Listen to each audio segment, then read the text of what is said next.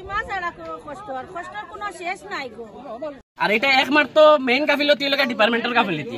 এখনো পর্যন্ত 12টা বাজে, আজকে সরকারি ওয়ার্কিং ডেজ হিসাবে আজকে বুধবার করে হিসাবে আজকে কোনো হলিডে নাই।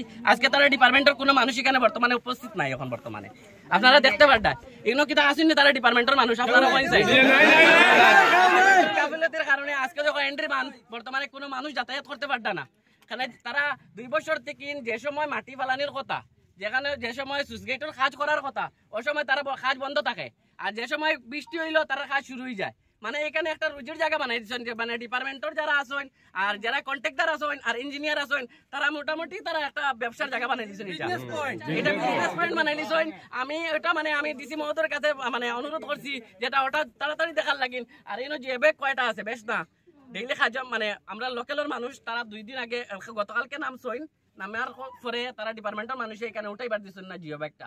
আর জিও ব্যাগের মাঝে বালি মাটি পড়ার কথা, এখানে আটালি মাটি পড়ছেন। এখানে ব্যবসার একটা মানে সুযোগ বানাইয়া রাখছেন তারা। এটা জানান আটালি মাটি জিও ব্যাগের জন্য খাটার যাই যদি বা ফারিয়া দিন যদি আটালি মাটি যেত না, বালি মাটি হলে 2 আলি জানা আমি গেল। কিন্তু তারা এখানে আটালি মাটি ইচ্ছা করে বানাইছে। আটালি মাটি যেটা জিও ব্যাগ তারা ইচ্ছা করে ব্যাগের মাঝে পড়ছে। আজকে বর্তমানে নিচে আছে 4-5টা ব্যাগ আছে। আজ প্রায় 10 দিন থেকে তারা এই বস্তায় কোনো উঠাইতে পারত না।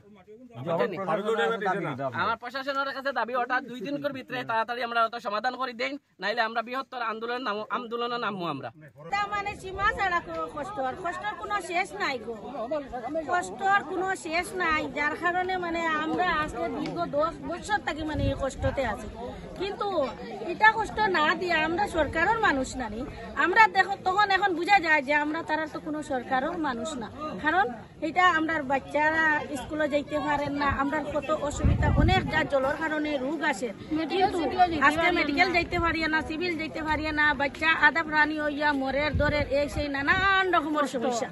এটা মানে এটা হইতে পারে আর কার কাছে যেটা আহে আমরা আবেদন করি আর যে আমরা যাতে আমরা এই যে বিলের পানিটা মানে যে কোনো হারে যে কোনো মতে আর কি এই বিলের পানিটা মানে নামার জন্য। আর রাস্তাও নিয়া এই যে রাস্তাটাও মানে এইরকম যে আমরা ছেলে মেয়ে স্কুল যাইতে পারেন না, কত কষ্ট করে, একটা সাইকেলও যাইতে পারেন না। মানুষ তো দূরের কথা, মানুষ আটিয়া যাইতে তো পুরা তো কাপড় উঠাইয়াও যাইতে লাগে, আর কিছু করারও না।